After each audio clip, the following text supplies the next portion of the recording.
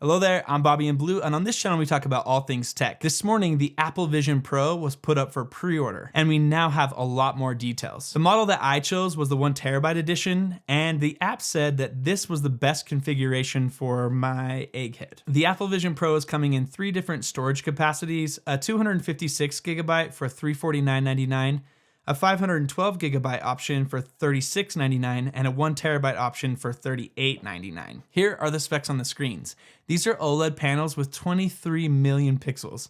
I'm really excited to check these out. They also shared that the refresh rates would be 90, 96, and 100 Hz. Another feature that was confirmed today is screen mirroring from the Vision Pro to another screen so that you can show other people what you see. Apple's website originally said that it would mirror in 1080p, but later in the day they changed it to say 720p. Either way, this is a great feature that I hope that they would include. The mirroring feature will work with the iPhone, the iPad, your Mac, an Apple TV that's 2nd generation or newer, as well as smart TVs that happen to be AirPlay enabled as well. And here are the chip specs. It's nice to know a little bit more about the Vision Pro's M2 chip. It looks like a pretty powerful one. We also now know that the Vision Pro will have 16GB of RAM. On the iPad Pro, the models with the largest storage options often come with more RAM. I wonder if that will be the case with Vision Pro, but for now, it seems that all models of Vision Pro will have 16GB of RAM. Next up, let's talk about the cameras and the sensors on the Vision Pro. There's a 3D stereoscopic main camera. That's for capturing those new spatial photos or videos. It's an 18mm and it has an f2.0 aperture. There's also 6 world-facing or tracking cameras and 4 eye-tracking cameras. It has LiDAR and a bunch of other sensors that help make this thing work. When it comes to security, Apple Vision Pro doesn't use Touch ID or Face ID. It uses optical ID. Yeah, that's tech straight out of a spy movie, I know. Howard Wolowitz, access granted. No way! And just like Face ID, Optic ID data is encrypted and it's only stored and accessed on your device. Optic ID secures personal data within your apps and allows you to make purchases in the iTunes store. I also wonder if there will be in-browser support for Apple Pay as well. The Vision Pro uses a 6 microarray that's got directional beamforming to deliver spatial audio with head tracking. The spatial audio on the Vision Pro is something I'm really pumped to check out, but it's also really nice to have that low latency connection to the AirPods Pro 2 for when you want more noise reduction. The Apple Vision Pro is rated at 2 hours of general use battery and 2.5 hours for video playback. This is one of the things that I wish that they would have improved on. Even a minor bump here would have made a big difference. I wish that it was 2.5 hours of standard use and 3 hours on video. Apple also stated that the battery can be used while the battery is plugged in. I'm glad that they told us this, but geez, can you imagine if that wasn't the case? That would be a huge miss. Something that I keep thinking about with the battery is I still want to know what the process of changing from one battery to another looks like. Are you able to hot swap the battery? I would assume that you have to shut the Vision Pro off all the way to be able to change the battery. Luckily, Apple products seem to have a pretty fast start time, so this shouldn't be too big of a problem. Another question that I have is, are you able to charge the battery pack with something like a high output Anchor battery pack? Also, they confirmed that there is a USB-C port on the battery pack. Is this strictly for charging, or are we able to plug in other things here as well, like a hard drive or some other accessory? I guess we'll have to wait and see. However, Apple did confirm that keyboards, trackpads, and game controllers will work with the Vision Pro. The one they had listed on the accessories page was the latest PlayStation controller. One of the biggest things that we learned today was the true weight of the Vision Pro.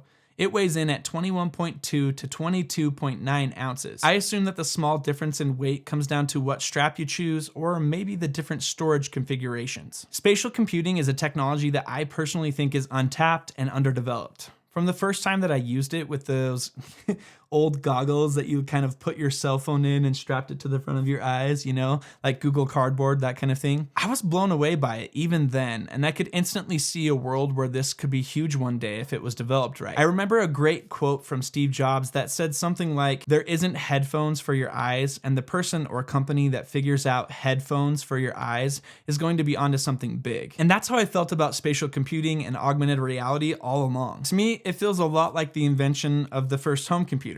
When Apple's first home computer came out in 1976, it cost $666.66, which, if we apply the inflation of today, that's somewhere around $3,562.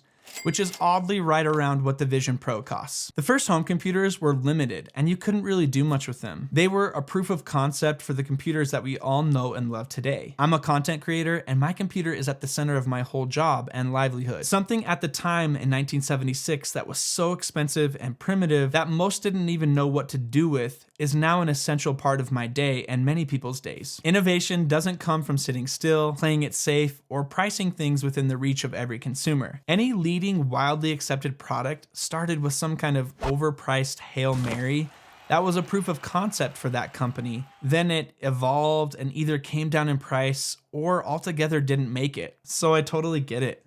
$3,500 is a lot of money. And while I was doing my pre-order, I saw the total and I almost barfed. This is also a first generation device that will likely take years to completely flush out. It will need to get smaller and lighter and more powerful. It will need feedback and thought and revisions. We will need to answer big questions like, what is the Vision Pro even for? And what can it do? And why should we care? Can I edit video with it? Will it be worth the price tag? Can we connect storage devices to the Vision Pro? Will it be too heavy? All of these questions and many others are yet to be answered. But Apple is one of the best positioned companies to give spatial computing a proper go. Things like screen mirroring, AirDrop, universal control, combined with handoff and audio switching, features crossing from iOS and iPadOS and the Mac. These are all deeply integrated features that will allow Apple Vision Pro to connect with our iPhones and our Macs. Deep integration with our current tech is something that I think will help Apple bridge the gap between now and when spatial computing is flushed out. And for you Android users, Samsung and Google have already announced that they're teaming up to chase after this market. And others seem to be ramping up as well.